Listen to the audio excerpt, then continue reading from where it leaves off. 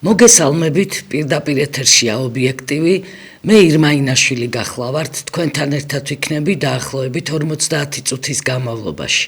ცხადია, დღესაც ვისაუბრებთ იმ თემებზე, რაც თითოეულ თქვენგანს აწუხებს, აფიქრებს და ადარდებს, რაც ჩვენს ქვეყანას და ხალხს ეხება. ქვეყანას, რომლის დამოუკიდებლობაზეც ძალიან ბევრი ისაუბრეს გუშინ. რა თქმა უნდა, ძალიან მნიშვნელოვანი არის დამოუკიდებელი ქვეყანა იყო. ეს არის მონაპოვარი, რომელსაც არა მხოლოდ აღნიშვნა, ხაზგასმა, აქცენტირება, სადღეგრძელოები სჭირდება, არამედ რეალურად სჭირდება გაფრთხილება. აი ამ მოპოვებულს სჭირდება დაცვა და გაფრთხილება. ხოლო როდესაც ვსაუბრობთ ჩვენ დამოუკიდებლობაზე, აქ რა თქმა უნდა მნიშვნელოვანია ის თემა, რა ტიპის სახელმწიფოში ვცხოვრობთ ჩვენ და როგორია ეს სახელმწიფო ხალხთან მიმართებაში, რა სპირდება სახელმწიფო ამ ხალხს მომავალში.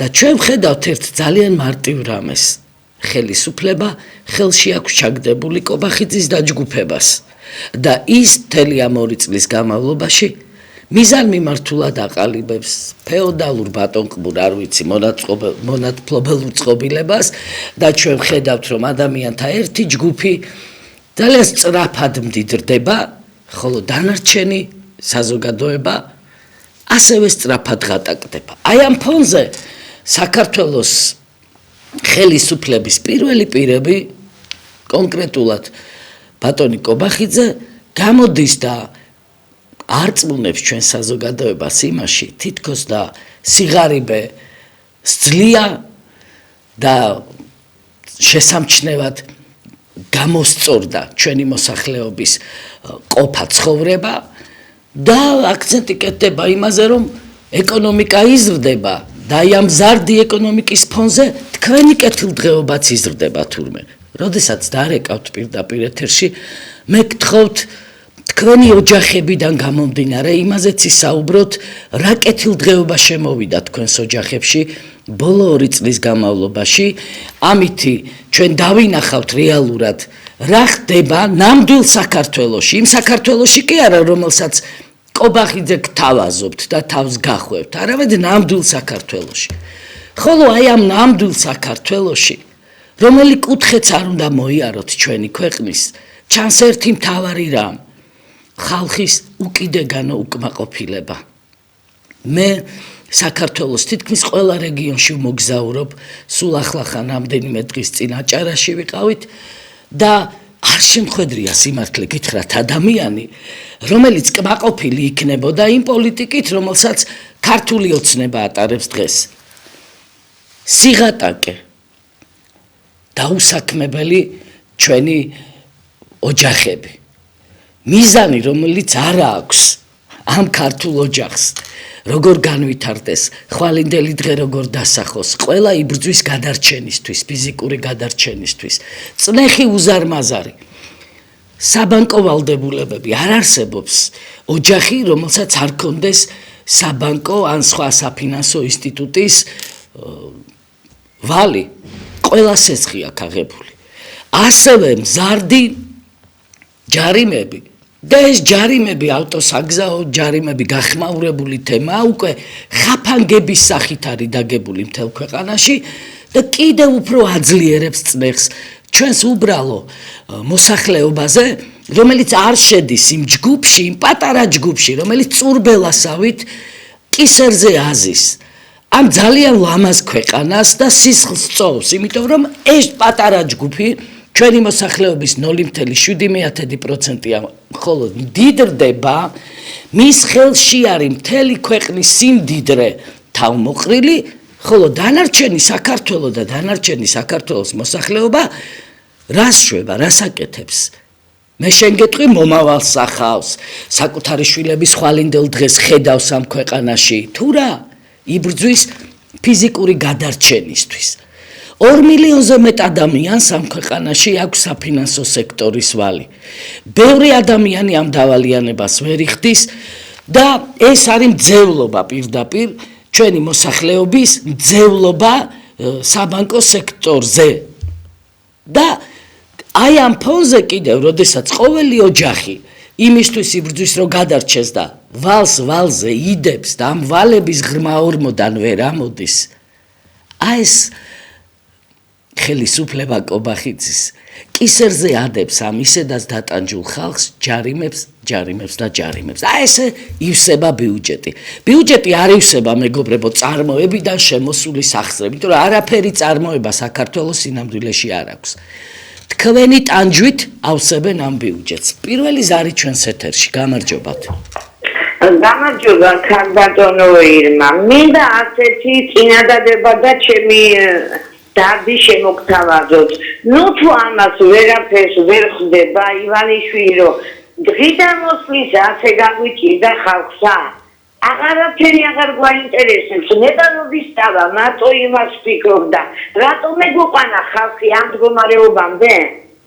თუ უნდა ის ნაცები რაც გაასამართა ფინანსურუკიანმა რა გააკეთა თავი და ყველაფერი რაც ერა გვაკითხა და იმედი მოგცა რა ხდება რა წადია წეგან მე ვთქვი ქალბატონო რომ თქვენი ოჯახის გადმოსახედიდან ისაუბრეთ როგორ ცხოვრობთ მეთქი და ეს კეთილდღეობა რაზეც კობახიძე ლაპარაკობს თქვენს ოჯახში შემოვიდა რაიმე ფორმით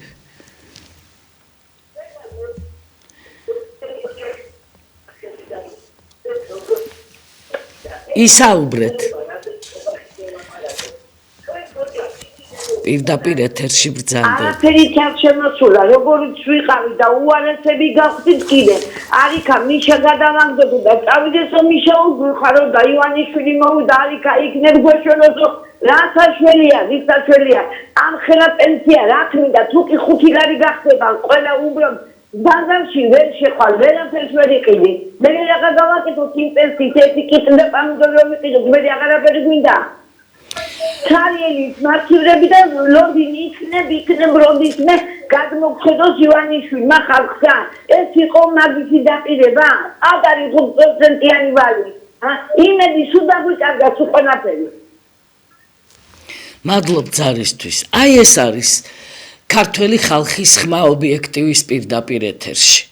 ესე გმინავს საქართველოს მოსახლეობის უდიდესი ნაწილი, რომელსაც კობახიძე და კობახიძის ხელისუფლება იმაში არწმუნებს, რომ თურმე თქვენი მაცივრები სავსეა, თურმე არავით არის საბანკო ვალები არა გაქვთ, თურმე გადასარევად სარგებლობთ ჯანდაცვის სისტემით და ასე შემდეგ. და აი ამ ფონზე, როდესაც გადახედავ რა ხდება ჩვენს ქვეყანაში, აი ნამდვილ საქართველოში რა ხდება, იმიტომ რომ საქართველო დღეს გაყოფილია, ერთი არის ვირტუალური საქართველო, აი ამ ფეოდალების საქართველო და მეორე არის ნამდვილი საქართველო, ხალხის საქართველო, რომელსაც უკიდეგანოდ უჭირს დღეს და რომელსაც აი ამ ფონზე, ამ დიდი გაჭირვების ფონზე თავს ახვევენ პროპაგანდას, რასაც ქვია, აი წეგან მკითხულობდი მასობრივი ფსიქოზის მეთოდოლოგიის არსი რაში მდგომარეობს. ნუ მასობრივი ფსიქოლოგიის ტერმინი ძირითადად ფსიქოლოგიასა და სოციოლოგიაში გამოიყენება, მაგრამ პოლიტიკაში გამოიყენებენ ტერმინს მასობრივი დარწმუნება, მასობრივი ისტერია. და სწორედ ამ მეთოდს, პროპაგანდის ამ მეთოდს იყენებს მთელი ამ წლების მანძილზე ქართული ოცნება და განსაკუთრებით ეს მეთოდი დახვეწა ამ ბატონმა კობახიძემ. და ჩვენი საზოგადოება, ჩვენი ხალხი ცხოვრობს მუდმივი პანიკის ქვეშ. ჯერ იყო ტალღა, ნაცები მოდიან და ჩვენ უნდა ვიყოთ თორე აი ისინი მოვლენ. მე ეს ნაცები გაქრნენ, უკვე გაიჟღინდნენ, რაღაცა სადღაც შეერწყნენ ქართულ ოცნებას 80%, დანარჩენები სხვა იმ ფრთის, ლიბერალური ფრთის სივრცეში გაიჟღინთა. ეხლა ეს საფრთხე აღარ არის. ამას ვერ ამბობენ ნაცები მოდიან. მერე იყო მეორე ტალღა, აბა ომი გინდათ?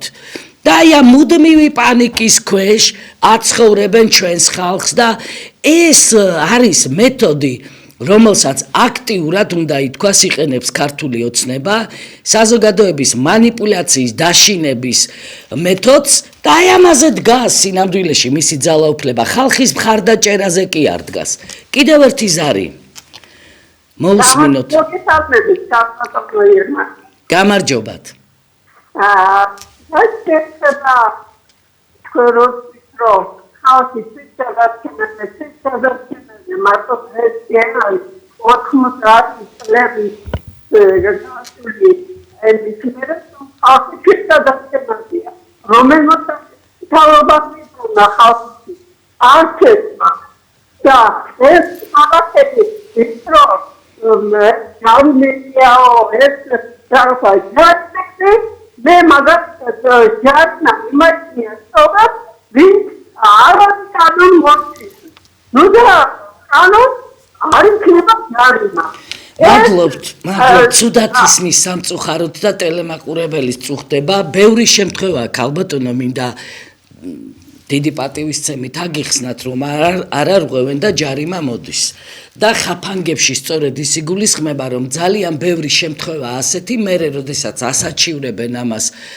მძღოლები ვერავინ ვერ იგებს ამ გასაჩივრებული განცხადების მიხედვით ვერ ახერხებს იმას რომ დაამტკიცოს რომ არ დაურღვევია არაფერი აქ საუბარი არის იმაზე რომ ხორციელდება წნეხი ჩვენს ხალხზე და საზოგადოებაზე და ყველა მხრიდან ალყაში ხართ რო იტყვიან და ალყაში ვართ ამაზე თორე ხა თქვენ თუ იმას გვიხსნით როგორც ქართული ოცნების ზოგიერთი დეპუტატი რომ ეს мотиваცია არისო ჯარიმებიო აი ამ სამარცხვინო განცხადებას რომ მოისმენ რომ ჯარიმები თურმე არის мотиваცია რომ ავტომანქანები გააჩეროთ და გადაბრძანდეთ საზოგადოებრივ ტრანსპორტში და ავტობუსებით იაროს ხალხმა. კი ბატონო. ეს არჩევანის საკითხი ხა ვინ მიცა უფლება ქართული ოცნების ნებისმიერ დეპუტატს განსაზღვროს ავტომობილით ივლის ადამიანი თუ ავტობუსით. ადამიანს ხან ავტობუსით უნდა გადაადგილება და ხან ავტომანქანით. და мотиваციის ამაღლებაო, ეხლა როგორ შეიძლება ის იფიქრო რომ мотиваციის ამაღლებაა ჯარიმა. მაგრამ აგერ ფიქრობენ, ზარი კიდევ ერთი. გისმენთ. გამარჯობათ. ხმა მაღლა. კარგად, ნორმალურად. გაიმარჯვეთ ხარია. ეხლა მინდა გითხრათ, ბატონო, ამ თავობა ხალხს ყველაფრის იმედი დაუკარგა. ეკლესიის იმედი დაკარგა, საპატრიარქოს იმედი დაკარგა და ავანტყოფი დავშევი პოლიცია თავუყება, გაგიგია? და 100% ვარ დარწმუნებული, ამ თავობას ერთიდან უხალი იენტოქის ტერორისტულ იმასაც პოლიციას დააჭერინებენ და ხელოვნებას ამეძვარ. ამათი არაფერი არ დაიჭერება და თუ რამე შეიძლება ისევ თქვენ ხართან ერთად, თქვენთან ერთად გამოია რაღაცა ვქნათ, რაღაცა კომბალი ვიძება საჭირო ალბათ ისიც უნდა გრაუნდა გავხსნა და მედიც და არჩევნები ამას ვერაფერს ვერ წაასწრებს. თქვენ არჩევნებში 55% რო აიღო 2%-ზე გადაიჭერენ მან და ბოდიში და აი ნაგლიები არიან და გავხსნათ ამით. შეიძლება დავწიფოთ კომბალი მე პირადად გადავარ. მადლობ, დიდი მადლობა ზარისთვის. კომბლების გარეშე შეიძლება მოქმედება თუ ჩვენ ბევრნი ვიქნებით.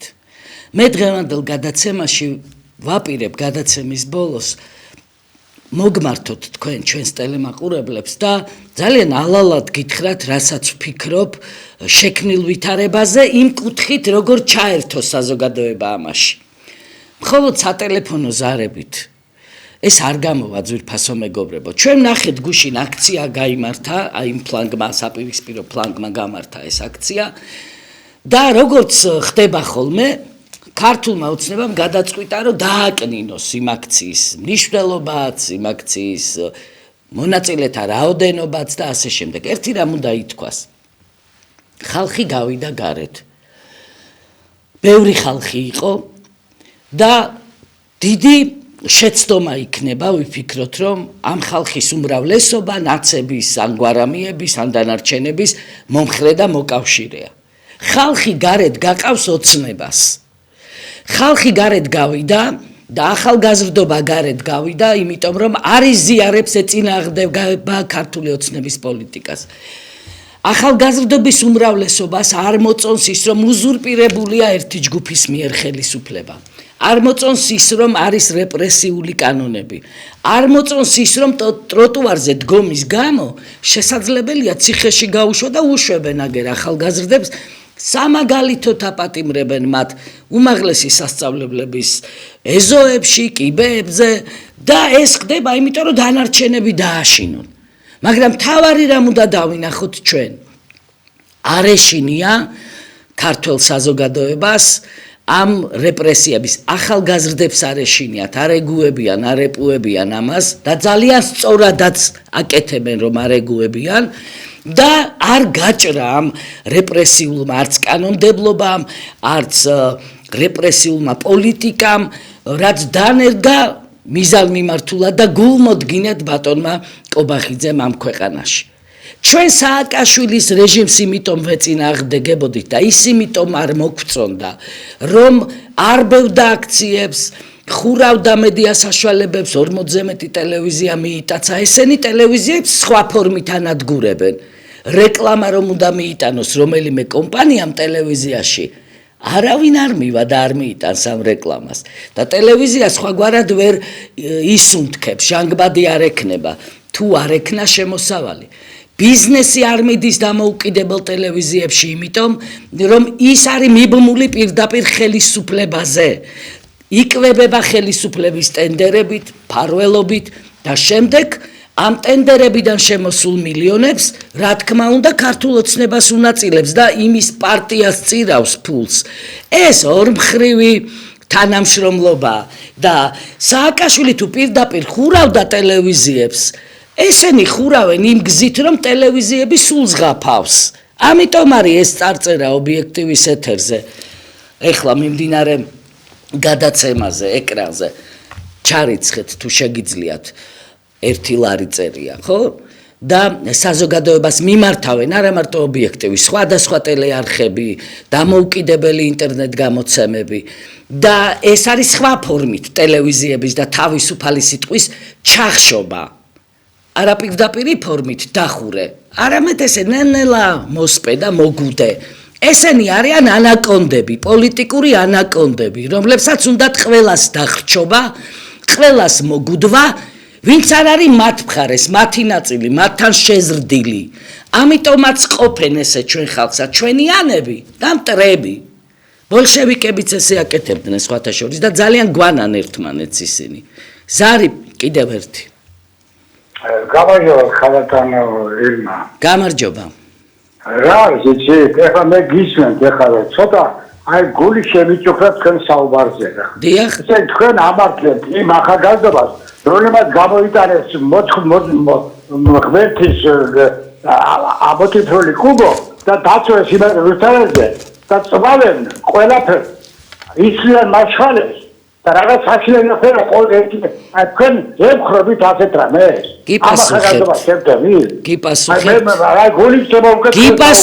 კი პასუხებთ, ძალიან კაფიო და ნათელი პასუხი მაქვს ამაზე. ახალგაზრდების უდიდეს ნაწილს და ახალგაზრდობის უდიდეს ნაწილს, სადაც ჩვენი კონკრეტულად პატრიოტ ალიანსის მხარდამჭერი, ეროვნული სულისკვეთების, ტრადიციული ღირებულებების გამზიარებელი ახალგაზრდებიც არიან, არც არაფერი დაუწვავთ, არც არაფერი არავისთვის დაუზიანებიათ, ისინი გადიან ქუჩაში, გადიან იმიტომ, რომ არ მოწონთ ქართული ოცნების მმართველობა. თუ ვინმე რამეს ისურის, რამეს დაწვავს, ის პასუხს აგებს კანონის ფარგლებში, მაგრამ თქვენ პირადად, ჩემო ბატონო, ვერ დამისახელებთ მასობრივად ასეთ ფაქტებს, რომ ახალგაზრდები რაღაცას ანგრევენ, წვავენ, ანადგურებენ. ახალგაზრდებს არ მოწონთ ის პოლიტიკური სისტემა, მმართველობის ის სისტემა, რომელიც დანერგილია ამ ქვეყანაში, განსაკუთრებით ბოლო ამ 2 წლის განმავლობაში და დიდი შეცდომაა ახალგაზრდები ჩვენ მივაკეროთ ან LGBT მოძრაობებს, რასაც აკეთებდა ქართული ოცნება, ან ნაციონალურ მოძრაობას, ან მხოლოდ ლიბერალურ დაჯგუფებებს, არა, ეს არის შეცდომა, ესე ფიქრი. დიდი ნაწილი ეროვნული სულისკვეთების, პატრიოტული სულისკვეთების, ტრადიციული ღირებულებების გამზიარებელი ახალგაზრდობისა არ არის მომხრე ქართული ოცნების პოლიტიკის და ეს ახალგაზრდები კი არ უნდა გავრიყოთ, ხელი კი არ უნდა ვკრათ და კი არ უნდა დავადოთ რაღაცა იარლიყები, პირიქით, ეს ახალგაზრდები უნდა მოვიზიდოთ და უნდა მივცეთ მათ გეზი, რომ ჩვენთან იდგნენ, გვარამიებთან კი არა, გვარამიებისკენ ამ ახალგაზრდებს უბიძგებს ქართული ოცნება, ქართული ოცნების პოლიტიკა. და თვითონ ისინი საუბრობდნენ იმაზე, რომ ქართულ ოცნებას კარგად ჰქონდა თათი ჩაყოფილი იმ ფლანგში და ბევრს აფინანსებდა და მართავდა. ისინი აწყობს ქართულ ოცნებას. ქართულ ოცნებას დღეს თუ ვინმე და რამე არ აწყობს, ეს არის ნაღდი ოპოზიცია. ჩვენი სახით მაგალითად. ამიტომაც ვართ ყველგან ბლოკირებულები. დებატებშიც, პოლიტიკურ სივრცეშიც და ყველგან. მე ვლაპარაკობ გულის ტკივილით. გულის ტკივილით ამ ქვეყანაზე და დარწმუნებული ვარ, რომ იგივე გულის ტკივილი არის თქვენი განცდაც დღეს. ჩვენ, როდესაც თვალს გადავავლებთ ქართული ოცნების მმართველობის ამ წლებს, მინდა რომ კარგად გაიაზროთ. ცუდები იყვნენ, კარგები იყვნენ, ცუდად მართავდნენ თუ კარგად მართავდნენ, არც ერთი წინა პრემიერი, ქართული ოცნების პრემიერები არ იყვნენ იმ პოლიტიკის გამტარებლები, რაც დღეს დანერგა კობახიძის ხელისუფლებამ. არც ერთ მათგანს აი ესეთი რეპრესიული, უკანონო, ბოლშევიკური კანონმდებლობა არ მიუღია, იქნებოდა ეს კვირიკაშვილი, ბახტაძე, ღარიბაშვილი თუ სხვები, არც ერთ მათგანს არ უწარმოებია ესეთი პოლიტიკა, რომ ქვეყანა გადაემტერებინა მთელი დანარჩენი მსოფლიოსთვის და ქვეყნის შიგნითაც დაეთესა მტრობა, სიძულვილი, სიცივე, გულქვაობა, დაპირისპირება ოჯახებში, დაპირისპირება საზოგადოების სხვადასხვა ფენებს შორის. წეღან ჩვენმა ტელემაყურებელმა ბავშვები ახსენა. აი ხლა 1 ივნისი მოვა მალე და ქართული ოცნება ზარზეიმით აღნიშნავს ბავშვთა დაცვის საერთაშორისო დღეს. ჩვენ მოვისმენთ ბრტყელ სიტყვებს ბავშვთა კეთილდღეობის, ბავშვთა დაცვის შესახებ. და ჩემი აზრით ეს იქნება ძალზე ცინიკური, იმიტომ რომ კარგად გამოჩნდა ბავშვების მიმართ ქართული ოცნების დამოკიდებულება. კარგად გამოჩნდა ქართული ოცნება, როგორ უფრთხილდება განსაკუთრებით ავადმყოფ ბავშვებს. და ეს გამოჩნდა დიუშენის სინდრომით დაავადებულ ბავშვებთან მიმართებაში, რომლებიც თვეზე მეტია სახელმწიფო კანცელარიის წინ სხედან ინვალიდის ეტლებზე, მართავენ მარშებს, იპყრობენ ყურადღებას. და ეს ბავშვები და მათი მშობლები ცდილობენ, რას ცდილობენ სინამდვილეში, რომ რაღაცა დიალოგი აეწყოს ხელისუფლებასთან იმის თაობაზე, როგორ ვუშველოთ ამ ბავშვებს, როგორ დავეხმაროთ, როგორ გადავარჩინოთ მათი სიცოცხლე. დავიჯერო ეს ასე ძნელია და აქ ხომ მხოლოდ ფულზე არ არის საუბარი. თუნდაც შენ გაქვს შენი შეხედულება აი ამ მედიკამენტის შეძენის თაობაზე, ხომ შეიძლება პრემიერი ხარ, პირველი პირი ხარ ამ ქვეყნის, შეხვდე ამ მშობლებს, მოусმინო, გამოიჩინო გულისხმიერება, მათთან ერთად, მედიკოსებთან ერთად, დაგეგმო მოქმედება, აჩვენო ამ მშობლებს, აჩვენო ბავშვებს და მთლიანად საზოგადოებას, რომ შენ არა ხარ გულქვა რობოტი. რობოტია, გულქვა რობოტია სინამდვილეში კობახიძე, მაგრამ აჩვენე რომ ზრუნავ, აკეთებ, ცდილობ. არა. გადამისამართება. ჯანდაცვის მინისტრი გააკეთა. 2 წელი არაფერი არ გაუკეთებია ამ ჯანდაცვის მინისტრს და ეხლა რა უნდა გააკეთოს? ისევ და ისევ ამ მშობლების პროტესტის შედეგად მიაღწიეს იმას, რომ რაღაცა მულტიდისციპლინური ჯგუფი შეიქმნა თუ შეიქმნება და ამ ბავშვებს კონტროლის ქვეშ მოაქცევს ჯანდაცვის სისტემა. იმიტომ რომ მუდმივი დაკვირვებაა და ანალიზებია საჭირო და კონტროლის ქვეშ უნდა გყავდეს ეს 100-ოდე ბავშვი. და რა სახელმწიფოა, რა მმართველობაა დღეს ჩვენს ქვეყანაში ისეთი, რომ ამ 100 ბავშვს ვერ უვლის და ვერ აძლევს იმედს, ვერ აძლევს რწმენას, რომ მის გვერდით დგას ქართული სახელმწიფო. და აი ეს აჩვენა მერე ხალხმა და ამაზეც 1000 კუდი იყო გამობმული. არ არის კუდების გამობმა საჭირო და არც არანაირი მიკერება სხვადასხვა იარლიყების ჩვენი საზოგადოების აბსოლუტური უმრავლესობა თანაგრძნობას უცხადებს ამ ბავშვებს და იჩენს გულისხმიერებას ბავშვების მიმართ. ხალხის ფულს ვერ დავხარჯავთ. ბიჭო, ხალხის ფულიდან არ იღებთ ამ პრემია დანამატებს? ეკითხებით ხალხს, შეიძლება გავიზარდო ხელფასი? არაფერს არ ეკითხებით, ბიუჯეტი არის თქვენი სახლის მუთაკა. ქართულ ოცნებას ვეუბნები. და ამ მუთაკიდან როცა უნდა ამოიღებენ ფულს პრემია დანამატებს გაზრდიან, როცა უნდა ხელფასებს გაიზრდიან, ვის ახსოვს ახლა ეს ბავშვები და ვინ არის იმაზე ორიენტირებული, რომ მოდი ახლა ვეტერანებს დავეხმაროთ, პენსიონერებს მოუმატოთ რაღაც შესამჩნევად თანხა. იგივე ავადმყოფ ბავშვებს შეიქმნას ინოვაციური მედიცინის ფონდი, რაც არაერთ ქვეყანაში მოქმედებს. არა, ამ უთაკიდან როგორც უნდა, რასაც უნდა, იმას გააკეთებს, მაგრამ აი ეს არა ხალხის ფული და ეს ხალხი გეუბნება ქართულ ოცნებავ, რომ მზად არის ხალხმა გაიღოს თავისი გადასახადები იმისათვის, რომ გადავარჩინოთ ეს ბავშვები. ზარი კიდევ ერთი.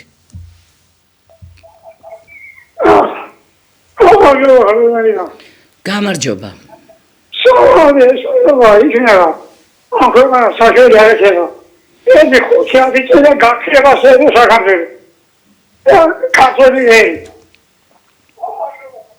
მადლობ, დიდი მადლობა ზარისთვის. სანამ ეს ხელისუფლება იქნება, ამ ქვეყანას არ ეშველება. მეც ესე ვფიქრობ, როგორც თქვენ. და პირველ რიგში ვფიქრობ იმას, რომ ბატონი კობახიძე უნდა წაბრძანდეს. ან გადადგეს, ან გადააყენონ, ან რაღაცა იმოქმედოს ბატონმა მართველი პარტიის საპატიო თავმჯდომარემ. ძალზედ გაკვირვებული ვარ, რომ მართველი პარტიის საპატიო თავმჯდომარე ვერაცნობიერებს განა იმას, რასაც ეს კაცი ქვეყანას უკეთებს. ნუ თუ ესე ძნელი დასანახია ეს ყველაფერი, რა მოხდა კობახიძის ორწლიანი მმართველობისას.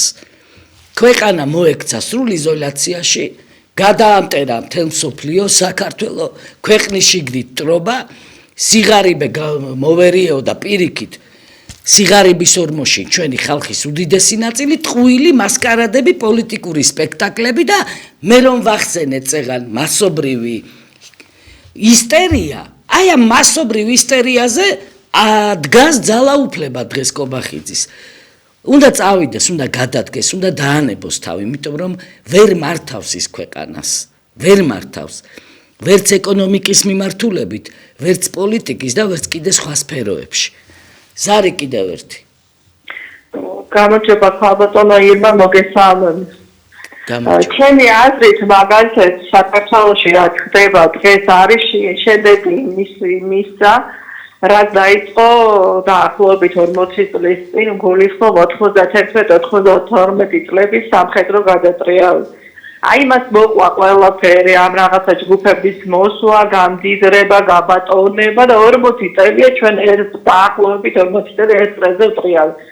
და მეორე შეკითხვა მას როდის უნდა აღნიშნავდეს საქართველოს დამოუკიდებლობის დღეს? 1991 წლის 9 აპრილს ზვიად გამსახურდიამ გამოაცხადა ხო ეს დამოუკიდებლობა. რატო არ აღნიშნავს 9 აპრილს? აი მე ვერ გამიგია რატო არ აღნიშნავს 9 აპრილს და რატო აღნიშნავს 26 მაისს. და მეორე უნდა მოხდეს თუ არა გამოძიება იმ მოვლენებისა და შეფასება მიეცეს 91-92 წლების სამხედრო გადატრიალებას, რამაც გამოიწვია მოსახლეობის რასაც მოყვა უბრალოდ მოსახლეობის გადაცვა, ქვეყნის გრევა, ქვეყნის დაშლა და განადგურება. და იმის მერე ჩვენ ვერ გავსწორდით და ქვეყანას ვერ გასწორდა. აი ორი კითხვა მაქვს. როდის უნდა აღნიშნავდეს საქართველოს დამოუკიდებლობის დღეს და უნდა მოხდეს თუ არა იმ მოვლენების გამოძიება და შეფასების მიცემა. არ გახვიდეთ ეთერიდან. თუ შეიძლება დარჩით ხაზზე. მეორე კითხვიდან გიპასუხებთ. უნდა მიეცეს შეფასება, უნდა ჩატარდეს საფუძვლიანი გამოძიება, იმიტომ რომ ნამდვილად ეს იყო გადატრიალება, სამხედრო გადატრიალება და აუცილებელი ამისი გაანალიზება, შეფასება და თქვენ გეთანხმებით იმაში, რომ იქიდან დაიწყო ძალიან ბევრი ნეგატიური რამ ჩვენი ქვეყნისთვის, უკვე რაც აისახა მომავალზე. დაგაკმაყოფილათ ამ პასუხმა. დიახ, უნდა გამოძიება მოხდეს უფრო კი ბატონო. რომ იმ ადამიანებს, რომლებიც მონაწილეობას იღებენ, მორალური პასუხისმგებლობა მაინც დაეკისროთ იმისთვის, რაც ჩაიდინეს. კი ბატონო. აეკრძალოთ საერთოდ პოლიტიკაში ყოფნა. კი ბატონო, რაც შეეხება დამოუკიდებლობის დღის აღნიშვნას, ჩვენ პარლამენტშიც ვსაუბრობდით ხოლმე ამ თემაზე. კი ბატონო, 9 აპრილს ბატონმა ზვიად გამსახურდიამ გამოაცხადა საქართველოს დამოუკიდებლობა, აზრი გაყოფილია ჩვენს საზოგადოებაში, აღინიშნება 26 მაისს, 9 აპრილსაც აღნიშნავენ, 26 მაისსაც აღნიშნავენ, არ არსებობს ერთი პოზიცია და გითხრათ სიმართლე 9 აპრილსაც ვზეიმობ პირადად მე და მიხარია და ეს დღე ძალიან მნიშვნელოვანი დღეა და 26 მაისსაც. მადლობ, დიდი მადლობა ყურადღებისთვის. ჩვენ ვლაპარაკობთ ჩვენს ქვეყანაზე, საქართველოზე. და აი ამ პატარა და ლამას ქვეყანას დიდი პოტენციალი აქვს სინამდვილეში, რომ არ ვიყოთ დამძიმებული იმ თემებით, რა თემებზეც იძულებით გვიწევს საუბარი. მაგრამ საუბედუროდ ამ ქვეყანას ხელში იგდებენ ადამიანები, ადამიანთა ჯგუფები, რომლებიც თავიდან ძალიან ისეთი ლამაზი ლოზუნგებით მოდიან ხელისუფლებაში, ხალხის მოთაფულას ახერხებენ და ბოლოს ამ ხალხის დაჩაგვრასაც კარგად ახერხებენ. ტკბილია ეთყობა ეს ძალაუფლება და აი ამ ძალაუფლების შეტკბობის იმ ხარისხშია დღეს კობახიძის მმართველობა, რომ უკვე ძალზედ სახიფათოა ის კონკრეტულად ეს კობახიძის ჯგუფი ჩვენი ქვეყნის და ხალხისთვის. პერიოდულად მე ვლაპარაკობ ხოლმე იმაზე, რომ რაზე დგას დღეს კობახიძის მმართველობა, რომ ეს არის პროპაგანდა და ხალხის დაპანიკება, ამიტომაც არის, რომ აი რო გადახედო უფრო აქტიურები არიან ისეთი სააკაშვილის ფლანგის იქითა ლიბერალური ფრთის მხარდამჭერები. და ეხლა მოდი სხვა კითხვა დავსვათ. აქეთა ფლანგი ჩვენი, რას ვაკეთებთ ჩვენ? მხოლოდ გადაცემებში გვიზიარებთ თქვენს სულისკვეთებას, თქვენს მოსაზრებებს, თუ მზად ვართ ჩვენც რომ ვთქვათ ეს ქვეყანა ჩვენიც არის, საქართველოს ჩვენც გვეკუთვნის, ჩვენც ბევრნი ვართ, ჩვენ უმრავლესობა ვართ სინამდვილეში ტრადიციონალისტები. და როდის ვაპირებთ ჩვენ ეს ვაჩვენოთ, ერთმანეთსაც ვაჩვენოთ რამდენი ვართ და სხვებსაც ვაჩვენოთ ქართულ ოცნებასაც, ქართული ოცნების ის ფლანგი, რომელზეც საუბრობ გადაცემაში, სინამდვილეში საფრთხობელად ყოველთვის სჭირდება ქართულ ოცნებას, იმიტომ რომ თუ ისინი არ იქნებიან, ქართული ოცნება რანაირად იმტკიცებს ძალაუფლებას, ის საფრთხეები თუ არ იქნება. და ჩვენ როგორ ვაპირებთ გააქტიურებას? არის ეს ჩვენს გონებაში, გულში, სულში ეს აზრი, რომ ჩვენ უნდა ვიმოქმედოთ. ხშირია ხოლმე ობიექტივის ეთერში ზარები, როდესაც გვეუბნებიან, თქვენ მარტო საუბრობთ და როდის აპირებთ მოქმედებას. ეს საუბარი პოლიტიკის ნაწილია და პოლიტიკოსისთვის საუბარი ბერკეტია. აბა ჩვენ მართლა ხელკეტებს ვერ ავიღებთ ხელში. პოლიტიკოსმა სიტყვით უნდა შეძლოს ის, რომ შევიდეს ადამიანების გულებში მისი სიტყვა და აანთოს ეს გულები. სამწუხაროდ უნდა გითხრათ, რომ მე თქვენ ანთებულ გულებს ჯერ ვერ ვხედავ. კი, ვხედავ, ძალიან ბევრ პრობლემაზე ვფიქრობთ, ბევრი საწუხარია, მაგრამ მეტი ანთებაა საჭირო. და როდესაც ეს ანთება იქნება თვალსაჩინო, ჩვენ მართლა გავალთ გარეთ და ვაჩვენებთ ამ ქართულ ოცნებას, რომ ეს ქვეყანა არ არის მისი პირადი საკუთრება, რომ ეს ქვეყანა ქართველი ხალხის საკუთრებაა პირველ რიგში. და ქართველი ხალხი, ეს ტრადიციონალისტები, ეროვნული ფლანგი, უმრავლესობა არის ამ ქვეყანაში. ერთ ტელემაყურებელს ძალზედ სურს ეთერში შემოსვლა, მაგრამ სამწუხაროდ ითიშება მისი სატელეფონო ზარი და იმედი მაქვს მოხდება დაკავშირება. ხაზია ჩვენი ტელემაყურებელი, გისმენთ ყურადღებით. ალო, გისმენთ. გამარჯობათ. გამარჯობა ირმა. ისე ძალიან მიყვარხარ დეიდა, მე ვარ 83 წლის. თავიდანვე მიყვარხარ შენ ახალგაზრდობიდან.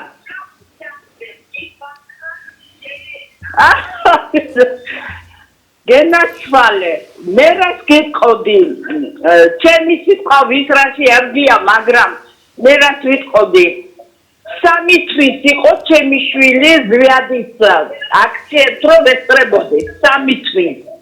მივდიოდი, ზვაჭმევდი, ისე მორბოდი რუსთავებზე. ჩვენ რო ზვიადი ყოლო და ჩვენ ვიქნებოდით ქვეყანა, ჩემო სიცოცხლე. მართლა ვიქნებოდით ქვეყანა, მაგრამ მე მეორე რაღაცა, მე კიდე რა არ მინდა დედას. ნაჩები და ესენი არ მიყვარს. ჩვენ ყველა ქართველები ვარ და ყველა უნდა მოიქცეს შესაძლებელად. აი ამას ვიტყოდი მე. ყველა ქართველები ვარ. ნაცი, ისა, ესეთი რაღაცები არ ვიცი მე. ძალიან ბერბერი ვარ ალბათ, იმიტომ არ მიყვარს ესეთი რამ. ძალიან მიყვარხარ ირმალ, ეს მაგ შიდრა უპე მოდიხარ, მაინც ახალგაზრდა ხარ. მადლობა. დიდი მადლობა თქვენი მოფერებისთვის, თქვენი თანადგომისთვის და იმისთვის, რომ ესე გიყვართ საქართველო. ჩვენ მართლა უნიკალური ქვეყანა გვაქვს, უნიკალური ქვეყნის შვილები ვართ სინამდვილეში. აი ნახეთ, რომ გადახედოთ, აი აჭარიდან მოვდიოდი, როგორც გითხარით 2 დღის წინ, ამდენი სიმწვანე, ამდენი სილამაზე, ესეთი მთაგორები, ესეთი უნიკალური ბუნება, აქეთ ზღვა, იქით თოვლიანი მთები, კავკასიონი, უნიკალური ქვეყანა ვართ და გვაქვს. და ხალხი ძალზედ ნიჭიერია, ქართველიერი ძალიან ნიჭიერია. უბრალოდ კიდევ ერთხელ ვამბობ, რომ დღეს საუბედუროდ ჩვენი მოსახლეობის უდიდესი ნაწილი გმინავს, ვერ გაიხარა ქართველმა კაცმა თავის სამშობლოში. ვერ გაიხარა, იმიტომ რომ სულ არის გასაჭირი, უსიხარულობა, დარდი. და ეს უსიხარულობა განსაკუთრებით თვალში საცემია თბილისში. როდესაც ამდენი დაღვრემილი, თავდახრილი, შეწუხებული ადამიანი დადის ქუჩაში და ვერ ნახავთ თქვენ გაღიმებულ სახეს. და არა ვართ ჩვენ ბედნიერი ერი ეხლა ჯერ ამ ეტაპზე. დიდი იმედი მაქვს, რომ მოხდება რაღაც გარდატეხები სასიკეთო ჩვენი ხალხისთვის პირველ რიგში. იმათთვის კი არა ხელისუფლებებში ვინც მოდიან და მე ხალხი ავიწყდებათ. ხალხისთვის. მაგრამ ეს რომ მოხდეს, ამ ხელისუფლებაშიც ისეთი ხალხი უნდა იყოს, ვინც არ ვიცი, ფანჯრიდან არ გადახედავს ამ დიუშენის სინდრომით დაავადებულ ბავშვებს თუნდაც. ვისაც ეყოფა სიყვარული, გაწუდება სიყვარული იქამდე, რომ ჩავიდეს ამ ბავშვებს მოეფეროს, დააიმედოს, რაღაცა უთხრას თბილი სიტყვა და არაიძულოს ეს ბავშვები ეტლებით იარონ რუსთაველზე, იმიტომ რომ მიიპყრო ყურადღება ხელისუფლებისაც და საზოგადოებისაც. ზარი კიდევ ერთი. ალო, გამარჯობა. ირმა, გამარჯობა ირმა. გისმენთ. მე თუ ვეცდები იმ ხალბატონს, რომელსაც ძალიან მიყვარხარ. მე გაწუხებ ის ადამიანი, რომელიც რუსთაველის ზეწთან რომ იყო აქცია, მე რომ მომიყვანა ჩემმა მამაო და ჩემი თავი გაგაცნოს, საკმაოდ ასაკ გადაცილებული ადამიანი ვარ. კოცნი ჩემო ირმა, გისურვებ ჯანმრთელობას, გაძლებას და კრებზე გამარჯვებას. მადლობთ, დიდი მადლობა, უღრმესი მადლობა. თანადგომისთვის, თქვენი სიყვარულის გაზიარებისთვის მერწმუნეთ ეს ძალიან ბევრს ნიშნავს. თქვენი თითეული თბილი სიტყვა ნიშნავს მეტ мотивაციას ჩვენთვის, ნიშნავს ძალების მოკრებას, ნიშნავს გაასმაგებულ ენერგიას, იმიტომ რომ უნდა ვიმოქმედოთ, იცით, რაც არ უნდა იყოს ჩვენი ვალია არ გავჩუმდეთ, არ გავჩერდეთ. ძალიან ძნელია, ძალიან რთულია, ვიწროა ეს გზა, რასაც ჩვენ გავდივართ ახლა, თუნდაც ჩვენი გუნდი, ჩვენი ერთობა, ჩვენი პოლიტიკური ერთობა.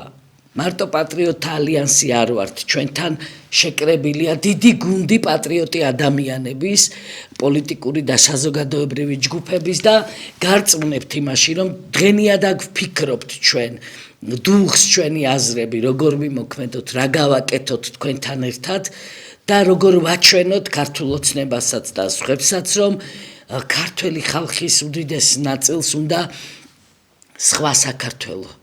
კეთილი საქართველო, საქართველო, სადაც ამ ადამიანებზე ზრუნავენ, საქართველო, საიდანაც არ გარბიან ქართული ოჯახები, საქართველო, სადაც ტროტუარზე დგომის გამო არ იჭერენ ახალგაზრდა ადამიანს და პირიქით აძლევენ საშუალებას ყველამ გამოთქვას მისი აზრი. ეს თავისუფლება არის, მოპოვებული თავისუფლება ჩვენი წინაპრების ბრძოლის შედეგად. აი ხა რომ ხშირად ტელემაყურებელი საუბრობს ზვიადზე, ზვიადის და მერაბის ბრძოლის შედეგად მოპოვებული თავისუფლება მოტანილი ჩვენამდე და ამას გაფრთხილება და დაცვა ჭირდება და არავითარ შემთხვევაში არ შეიძლება ჩვენ შევეგუოთ იმას, რომ ადამიანს აქვს განსხვავებული აზრი, დგას ტროტუარზე და ის უნდა დავაკავოთ და არ შეიძლება ჩვენ ეს ჩავთვალოთ, რომ ნორმალურია. ძალიან გთხოვთ, სწორად გაიაზრეთ, რასაც მე ახლა ვამბობ. ზარი კიდევ ერთი. გამარჯობა. გამარჯობათ. ქალბატონო, დიდი პატივი გსურვით. თქვენ პარტიას პირადად ვიცით, ყოველთვის ვიცით, თქვენი გადასწრება ინტერესებს. თქვენი აზრები, მაგრამ მე ვერ ვხედავ, ვიცი, თან გქონდა ხალხი, მაგრამ პარტია თვითონ ამ შევერხი დავსწორეთ ძალას, რომ გაუსწოდეთ და ისეთი სიმყარით დაუგეთი იმ დანარჩენი. მადლობთ, დიდი მადლობა. აზრი გავიგე, უბრალოდ ტექნიკურად ცუდად ისმის და გიპასუხებთ ამაზე. განა თქვენ საკუთარ თავში ვერ ხედავთ ამ ძალას? პირველ რიგში ეს ძალა თითოეულმა თქვენგანმა საკუთარ თავში უნდა დაინახოს. როგორც წესი ლიდერებს შეუძლიათ წინამძღოლობა, მაგრამ ეს წინამძღოლობა უნდა იყოს გამაგრებული და უნდა იყოს ხალხის მხარდაჭერით გაძლიერებული. ჩვენ წინ წავალთ, მაგრამ ჩვენ ერთად უნდა ვიყოთ. წეგან მე ვთქვი, რომ ბოლომდე ანთებულს ვერ ხედავთ თქო. და აი იმიტომაც არის აუცილებელი ჩვენი გადაცემები, ჩვენი საუბრები, თქვენი ჩართულობა და ეს ზარები, თქვენი სატელეფონო ზარე, მართლაც უნიკალური არის ობიექტივის ტელემაუწყებლობა, მართლაც სახალხო ტელევიზია ეს, იმიტომ რომ არც ერთ ტელეარხზე თქვენ არ აგაქვთ იმისი საშუალება, რომ თქვენი მოსაზრებები გაუზიაროთ ცოცხალ პოლიტიკოსებს. პოლიტიკოსები თქვენ უბრალოდ გესაუბრებიან ტელეეკრანებიდან, მაგრამ აი ესეთი კომუნიკაცია, რაც არის პოლიტიკოსსა და ხალხს შორის ობიექტივის ტელეეთერში, გადახედეთ, აბა არც ერთ სხვა არხზე არ არის ასეთი რამ. და სხვათა შორის დიდი ბედნიერებაა ის, როდესაც პოლიტიკოს არ ეშინია ხალხის მოსმენის. გნებავთ მარტო მოფერება კი არ უნდა გიხაროდეს. ძალიან ბევრი ზარი არის კრიტიკული, ხო? ჩვენ ამ კრიტიკასაც საღად უდგებით, ვიზიარებთ ბევრ ამეს. თქვენი მოსაზრებები ზოგჯერ არის ოქროს მოსაზრებები და ძალიან საინტერესო ბევრ პოლიტიკოსზე უკეთეს რჩევას მიცემთ თქვენ პოლიტიკურ პარტიასაც და მოძრაობასაც. მაგრამ კიდევ ერთხელ ვამბობ, ვერ ვხედავ არ თქვათ არასდროს. ვერ ვხედავ ნიშნავს იმას, რომ თქვენ საკუთარ თავში ვერ ხედავთ ამას. და შესაბამისად თუ თქვენ თავში ვერ ხედავთ, ვერც გარეთ ვერ დაინახავთ ამას. ამიტომ თითოეული ჩვენგანი პირველ რიგში ჯერ საკუთარი თავი უნდა ანთოს. გინდათ თქვენ ასეთ ქვეყანაში ცხოვრება? აი მოგწონთ სადაც დღეს ვართ. გინდათ რომ ასე გაგრძელდეს ერთი პატარა ჯგუფის გამდიდრება და დანარჩენი ქართველი ხალხის და თითოეული თქვენგანის ოჯახის გაღატაკება. გინდათ ეს? გინდათ რომ თქვენი შვილიშვილი როდესაც აქციაზე გავა, რომელიც აი ბატონის საყურადღებოდ ვამბობ, არაფერს არ წვავს ჩემო ბატონო და არანადგურებს. უბრალოდ არ მოწონს ეს სისტემა. არ მოწონს დასაკუთრებული საქართველო. ეს არ არის დამოუკიდებლობა, როდესაც ერთი ჯგუფი, კობახიძის ჯგუფი ისაკუთრებს ქვეყანას და გეუბნებათ, რომ მე არ მაინტერესებს. აი ეს ჩემია და მოვეპყრობი ისე, როგორც მე მინდა. მოდით რა აჩვენეთ აი ამას კობახიძის პოლიტიკურ ბანდას. თქვენ რა გინდათ?